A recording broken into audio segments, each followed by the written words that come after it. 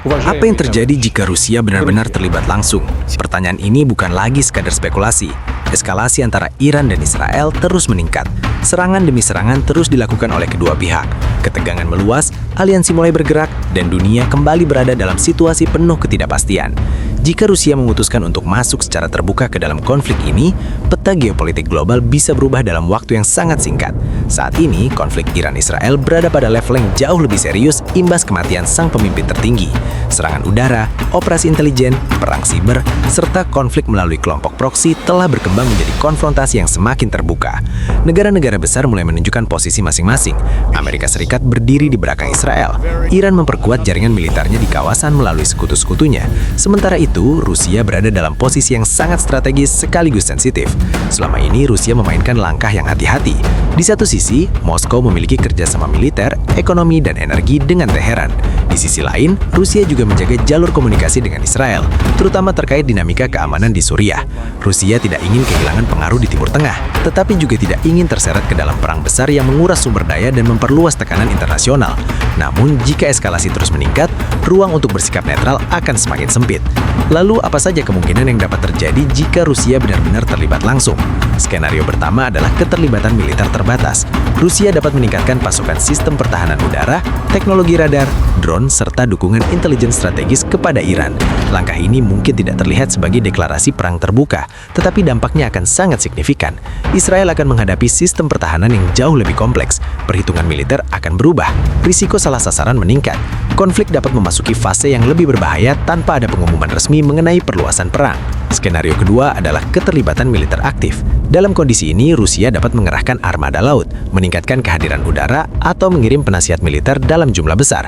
Jika hal tersebut terjadi, konflik tidak lagi sekadar Iran melawan Israel. Situasi akan berubah menjadi arena persaingan langsung antara kekuatan besar dunia. Pada titik ini, risiko terbesar bukan hanya pertempuran di lapangan, melainkan kemungkinan benturan langsung antara Rusia dan Amerika Serikat. Kedua negara memiliki sejarah panjang rivalitas strategis. Jika keduanya berada dalam satu zona konflik yang sama, kesalahan kecil seperti salah identifikasi target atau pelanggaran wilayah udara dapat memicu krisis besar. Sejarah menunjukkan bahwa banyak konflik besar bermula dari salah perhitungan. Selain risiko militer, dampak geopolitik yang lebih luas juga perlu diperhatikan. Aliansi global akan bergerak. Negara-negara anggota NATO kemungkinan meningkatkan kesiapan militernya. Negara-negara yang memiliki hubungan erat dengan Rusia dapat memperkuat koordinasi strategisnya. Kawasan seperti Eropa Timur, Laut Hitam hingga Asia Tengah berpotensi terdampak secara tidak langsung. Faktor Suriah juga menjadi elemen penting. Rusia memiliki kehadiran militer di wilayah tersebut. Selama ini, Israel melakukan operasi terbatas di Suriah untuk menargetkan jaringan militer Iran. Jika Rusia terlibat langsung dalam konflik Iran-Israel, dinamika di Suriah dapat berubah drastis.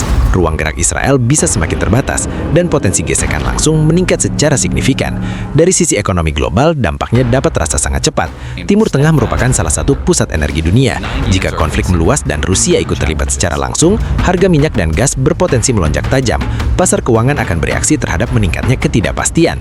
Negara-negara pengimpor energi akan menghadapi tekanan besar. Inflasi dapat kembali meningkat. Biaya logistik bertambah. Negara berkembang dengan cadangan devisa terbatas bisa mengalami tekanan terhadap nilai tukar mata uangnya. Bahkan tanpa perang skala penuh, persepsi risiko saja sudah cukup untuk mengguncangkan stabilitas pasar global. Selain energi, jalur perdagangan internasional juga berisiko terganggu. Selat-selat strategis di kawasan dapat menjadi titik ketegangan. Gangguan pada rantai pasok global dapat berdampak pada harga pangan, komoditas industri, hingga barang elektronik. Dimensi lain yang tidak kalah penting adalah perang siber dan informasi.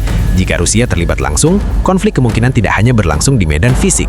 Serangan siber terhadap infrastruktur penting, sistem keuangan, dan jaringan komunikasi dapat meningkat.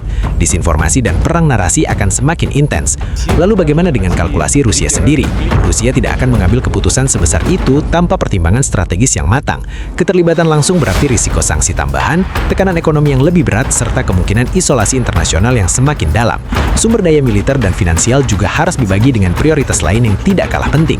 Namun dari sudut pandang geopolitik, Rusia mungkin melihat keterlibatan sebagai cara mempertahankan pengaruh globalnya.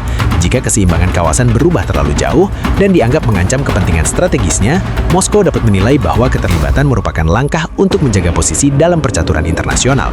Inilah dilema klasik kekuatan besar, antara menahan diri demi stabilitas atau menunjukkan kekuatan demi mempertahankan pengaruh. Semakin banyak aktor besar yang masuk ke dalam satu konflik, semakin kecil peluang penyelesaian cepat. Setiap pihak membawa kepentingan strategis yang kompleks. Pertanyaan kuncinya adalah apakah dunia sedang bergerak menuju konflik yang lebih besar atau justru menuju fase negosiasi baru yang lebih kompleks dan penuh kalkulasi. Sejarah menunjukkan bahwa sistem internasional cenderung mencari keseimbangan, namun proses menuju keseimbangan tersebut seringkali disertai guncangan yang signifikan. Menurut Anda, sejauh mana risiko keterlibatan langsung Rusia benar-benar realistis? Dan jika itu terjadi, pihak mana yang akan merasakan dampaknya terlebih dahulu? Tulis pendapat Anda di kolom komentar.